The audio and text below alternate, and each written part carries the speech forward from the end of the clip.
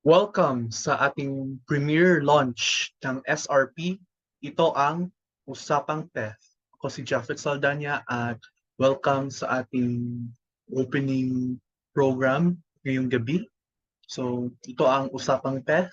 Ito ay previously na-air sa defunct network na STN Filipino at ngayon ay nagbabalik na ito upang ako mismo ay makapagbigay ng boses sa ating bansang Pilipinas at nais kong magpasalamat sa aking kasama ko si Joshua sa kanyang suporta para sa launch ng bagong network. Actually, ika-third na ito na network, SRP. So we have STN, STN-FM, and SRP.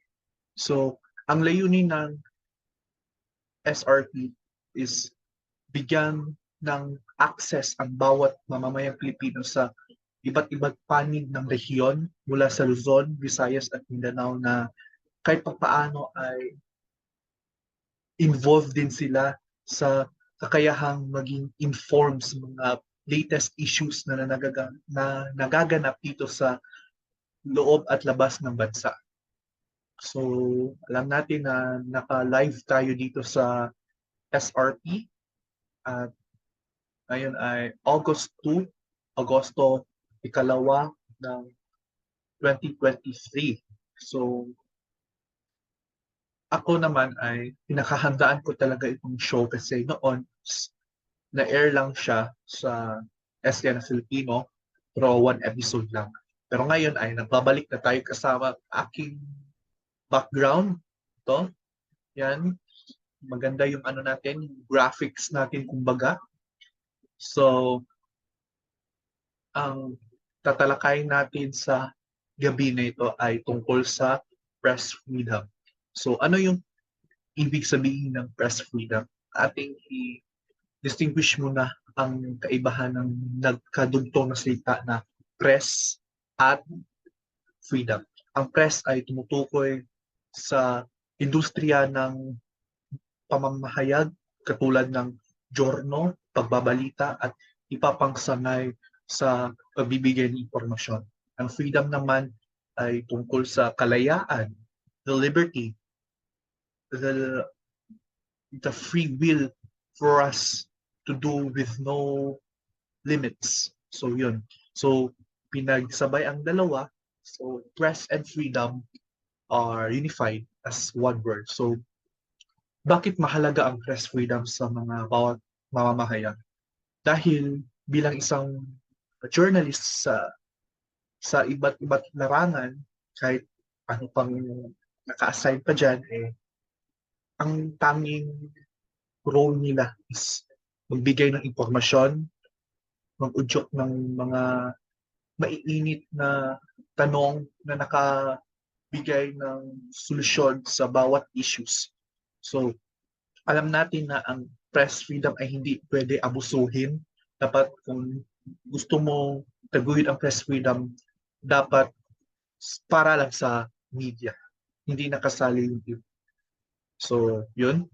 Yun yung ano, yung definition ng press freedom. So, sa mga common issues right now, katulad sa Rappler or ano pang mga other news organizations sa ating bansa, mahalagang mabigyan proteksyon ang mga bawat mamamahayag na patuloy sa kanilang pagre-report ang kanilang pangunahing prioridad katulad ng seguridad. Importante ang seguridad sa kanilang pamamahayag dahil hindi natin maiiwasan na merong mga napababalita na may pinatay na journal from ibang mga tagapagbalita ay na-assign sa ibang lugar na nasawi dahil rin sa ano sa pagdamay sa gera, mga ganun. So, mahalaga rin na maproteksyonan din sila. So, without them, hindi tayo maging wais sa pagdidesisyon sa ating pang-araw-araw na buhay sa ating lipunan.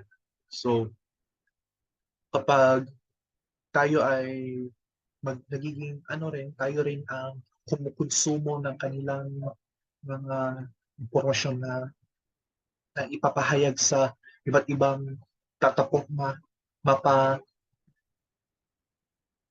print media katulad ng newspapers, magazine at iba pa, broadcast media, television at radio, at new media, mga social media platforms like Meta, Facebook, Instagram, YouTube, at iba pa na nagiging convenient avenues para ma-publish nila ang mga stories kaagad. Convenient space. Okay? So, yun. Mahalaga rin na sila rin ay mga kapwa reporter natin na dapat din marunong din sila dumistansya kahit papaano marunong din sila parang makipag marunong sila mag-consider sa privacy ng bawat mga tao kasi tao din sila at tao din tayo, di ba? Parehas lang din. Tao din yung mga mamamahayag, tao rin yung mga subject na interview, tao rin yung mga politiko, lahat ng mga klaseng tao sa mundo, tao rin tayo. So, bawat bawat galaw may consequence. Okay? May consequence ang mga actions natin. So, ngayon is medyo nagsisimula pa lang tayo dito sa ating show, Usapang Pet. So, ang asahan natin is makakapanayan tayo ng mga iba't ibang tao na tiyak na makalilinaw sa ating isipan at makapagbigay rin ng kaalaman kung ano talaga ang ugat ng mga problema sa ating bayan at sa paraan ng kanilang sa paraan ng ako ay nakikipag panayam sa kanila ay ako rin ay labis nauunawaan at nagiging inspired sa kanilang mga ideya. So, ngayon ay oras na natin is beyond 7. So, tiyakin na naka-follow tayo sa lahat ng mga platforms tulad ng website sa www.stnonline.blog/srp. So, yun, dapat naka-engage tayo palagi para mas alerto tayo at mas nagiging involved din tayo sa lahat ng mga istorya na nagaganap dito sa ating kapaligiran. So, alam natin na mas mabilis ang panahon, no? Ang bilis talaga ng panahon. Ako, remember ko before na parang tulala na talaga ako sa aking kama doon sa downtown kasi yun nga, pandemic, then yung habit ko naman is manood ng TV kasama ng mami ko. Yun, nanood ko ako yung hit series, yung Ika-6 ng Utos, yun talaga yung nakakatitimpi talaga sa akin at nakaka-boil ng dugo, di ba? Yun, naka-intriga talaga yun sa ating show. So malaki talaga yung impact ng lockdown, no? Especially ay nabibigyan tayo ng advantage na mag-improve sa ating sarili, uh, mag-discover kung ano yung hindi pa natin labis na alam na ito pala yung talento natin at iba pa mga avenues na kailangan pa natin masasaksihan. So, yun. Um, Ngayon ay wala namang gaanong nag-isolate sa bahay except ako lang yung nag-isolate sa bahay. So, yung ano, yung ano ko talaga, ginagawa ko, isolate lang sa bahay, then sometimes lumalabas, pero hindi ako masyado lumalabas dahil naman sa seguridad ngayon, yung case dito sa, ano, sa Davao. So, yun, mahalagang pauwi na tayo kaagad bago taan natin ang curfew. Delikado yung curfew kasi yan ka talaga, isasermonan ka talaga ng mga patrolya na nakaantabay sa iba't ibang sulok ng ano, mga barangay. At malaga rin na tayo rin ay stay at home palagi. As I said earlier sa aking topic, tao lang rin tayo. Kahit may mali, tao pa rin tayo. So, we're willing to learn. We're willing to acknowledge.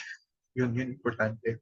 Dapat mas alam natin na ito pala yung ginagawa natin. Hindi lang sa ating sarili, kundi sa ibang kapwa na naaapekto rin sa ating ginagawa. So,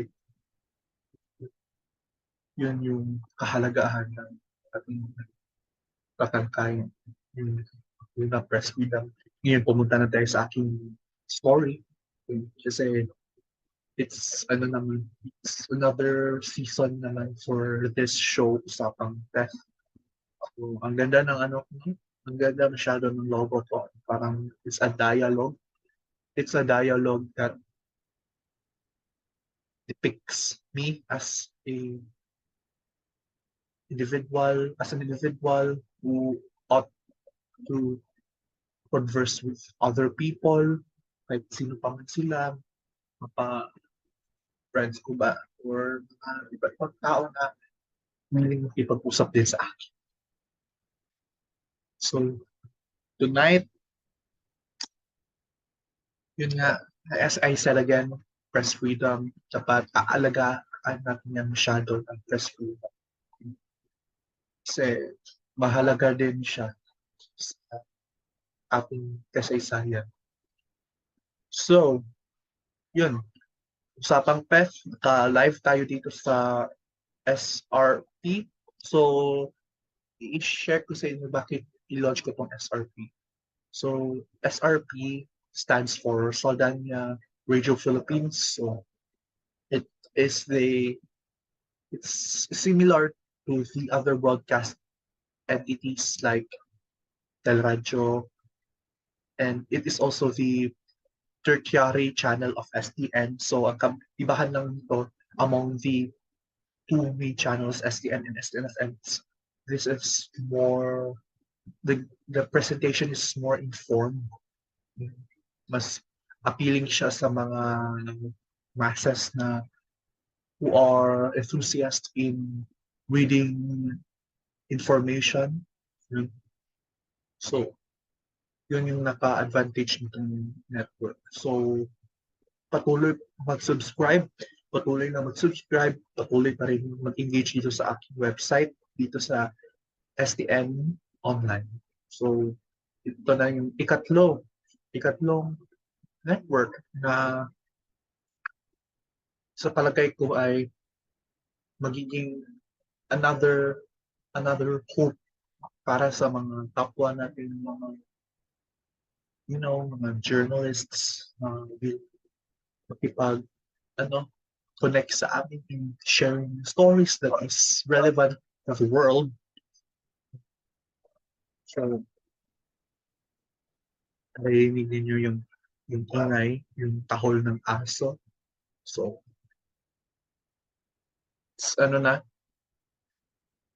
yung ibig sabihin nito ay kailangan talaga na matulog na tayo, pero sa aking part, hindi pa kasi it's the debut of the show on the new and the tertiary network, SRP.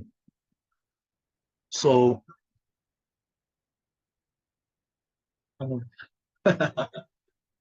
wala pa naman tayong guest dito, pero soon, sa ating next episode, baka naman may mga other persons will keep join sa akin sa interview, and kasama ko rin sila sa pagkapay na tayo naman ay may empowered sa kung ano ang matutunan natin sa bawat storya nila, or sa bawat hamon nila na ipinahihiwatig dito sa ating show.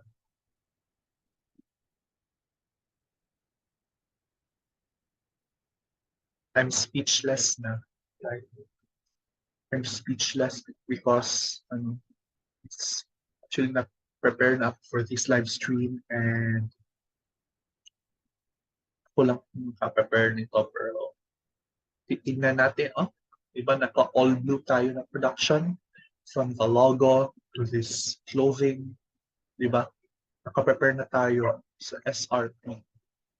So, yun. Yun yung topic natin kanina, diba? Press freedom. So, dapat ethical din tayo dyan. So, ang ganda ng platform na ito kasi sa paraan na kahit slowly pa lang tayo nag-evolve, slowly pa rin yung ibang tao or mas hindi slowly din, kundi hinay-hinay na rin yung ibang tao na nakaka-discover sa stasyon na ito.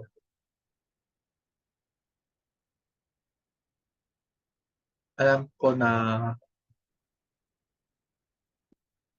first launch pa to, may show na tayo kaagad, pero aasahan ko sa inyo ay yung tiwala at kayo rin ang nakikinabang sa bawat diskurso na amin na ilalakad dito sa SR.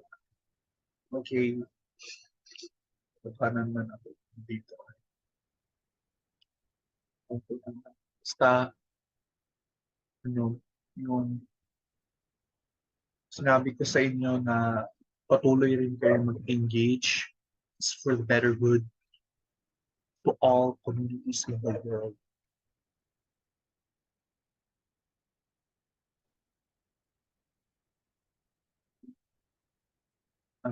Check natin dito.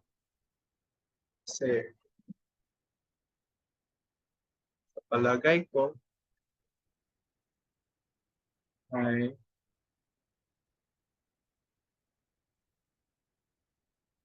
so i-share ko rin sa inyo yung experiences ko sa Bohol. Kasi na-share din naman ng brother ko doon sa show na Good Vibes. So dito sa SRP, eh, kahit ano lang yung pinaka-significant sa akin, yun ang i-share ko. So, yung most memorable talaga sa akin sa Bohol is yung naligo kami doon sa Ondol. Kasi noong 2016, after din sa pagpanaw or after rin also sa funeral, I guess, funeral sa aking grandfather. So pumunta kami doon sa Ondol, sa dagat, kung saan siya parang malubog kapag itapak mo yung sand, pero parang may para siyang something, siya, liquefied shadow yung surface doon. So yun yung parang deja vu yung experience ko doon ano, sa Ondol, doon sa Ondol. So, ang ganda kasi kami lang magkapamilya, meron din ibang pamilya, sumasali rin. Then, parang talaga, na-sense ko talaga yung vibe talaga na ma-recall mo yung mga memories mo sa Bohol, nag, nag, nag-contemplate ka rin sa future mo, especially sa school, yung ganun. Diba? Marami talaga, parang sentimental talaga yung sensation na kailangan mo talaga mag-reflect sa life mo while you are in Bohol. So yun ako. Like, I reflect myself sa mga natutunan ko sa Bohol. Na tayo, optimistic lang tayo and resilient. Palagi tayong bumabangon sa kahit anumang pagsubok na dumadating sa atin. At mas nagiging empowered tayo na maging anong tawag nito,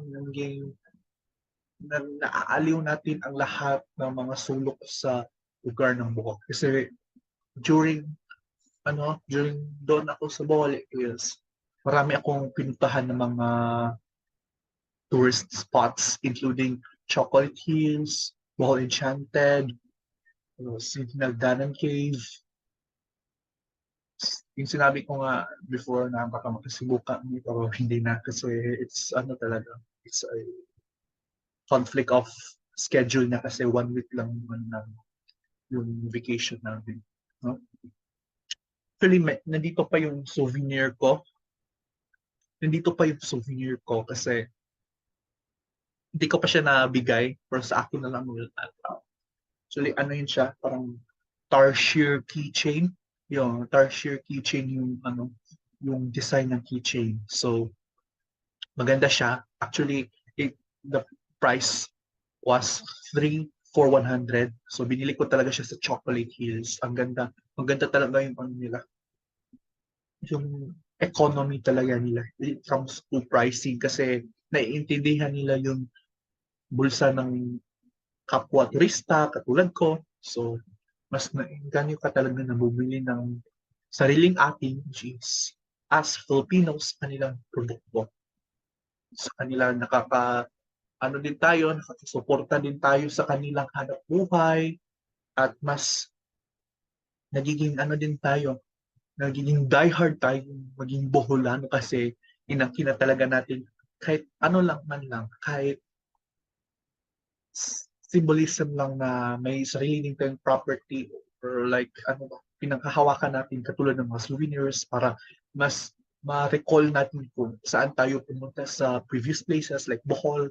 So meron doon ako noon na ano, tarsier na keychain. So, alam mo, alam niyo ba na hindi ko talaga maisip na mag 1 month na yung ano, work vacation namin, weekly vacation. Kasi iba talaga yung feeling na pupunta ka sa Visayas region, especially Bohol. Kasi uh, ano talaga ha, yung scene talaga is very peaceful. The ambience is ano, natural, very natural. And ang ganda talaga yung ride talaga when it comes to the routes na parang hindi siya intersection. Instead, para siyang ano, yung pa-curve something. Oh, yun yung mas nakakaganda ng experience doon sa Bohol. So, hindi ko talaga ma-imagine na, oh my God, ang bilis talaga ng panahon. Parang iniisip ko, sana hindi na lang ako nag-play ng music kasi nakakabilis talaga ng panahon kapag may ano ka talaga, no? Kapag may parang may reliever ka na para mapabilis talaga ang panahon. Then, at, at, at the, sa katapusan, sometimes you regret na yun, mas mabilis, ano talaga, yung panahon kapag manood ka sa vacation compared sa, ano, sa school. Actually, sa school naman, marami talaga akong magagandang experience sa school kasi I took the advantage na, ano ba, I took the advantage to pursue finishing high school through online modality. So, nag-online classes ako and since ano na yun, 3 years na ako na equipped in learning using gadgets. So, never ako nag face-to-face in my whole 3 years. Ano lang talaga, straight talaga. Nag face-to-face lang ako, pero mga important events lang. Like, not necessarily na face-to-face ako for the Monday to Friday classes. No? Ano lang yung mga practices lang, important. Yan ako sa school. So, yun. Yun yung ginagawa ko doon sa F2F. Actually, nakakamiss talaga yung online. No? Kasi, yung sa online kasi, it's your own space. And no one will create hindrance against you para ikaw naman ay magalit towards other neighbors from ganun or other people na mag-attempt na interrupt sa imo ha. So, yun. Yun yung advantage. Ikaw talaga yung mag-control sa iyong time. Sa face-to-face naman, it's more, ano talaga, requires more interaction, patience, and etc. So, yun. Yun talaga yung kaibahan ng face-to-face at online of physical and technical interaction. So, ang bilis ng oras, no? Baka malapit na. Ewan ko nga kung malapit na 30 minutes. I'm not sure kung nag-public speaking ako kasi wala akong guest. Pero sige lang. Kasi nandito tayo sa Usapang Path UP. O, diba? For probably, baka sa second episode, baka mag-interview ako ng mga friends na feeling din nag-share sa akin o share ng kanilang stories na kahit papaano is mas nabibigyan din natin sila ng attention. Yun. So, kailan ko maging speechless for a couple of minutes, okay?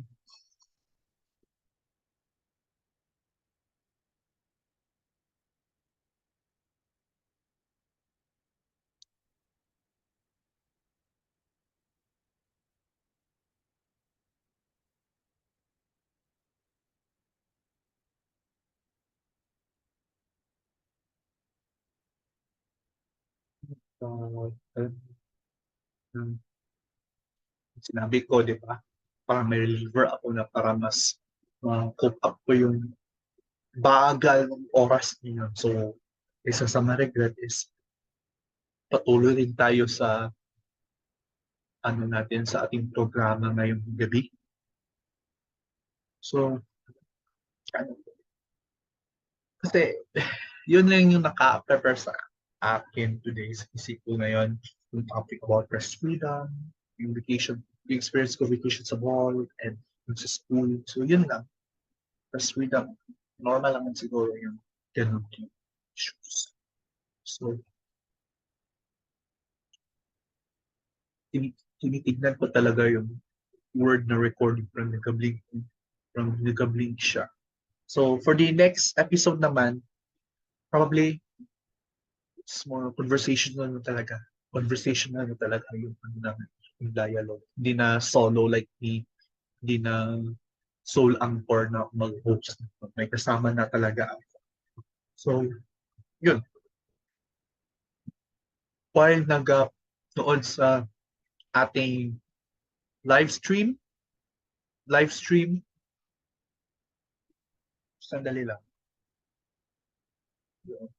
While naganood tayo sa ating live stream, importante rin na importante rin na nakasubscribe na kayo sa YouTube channel and nakakonect na kayo sa ating website. So, yun guys, dito na nagtatapos ang ating debut sa ating usapang tech dito sa SR.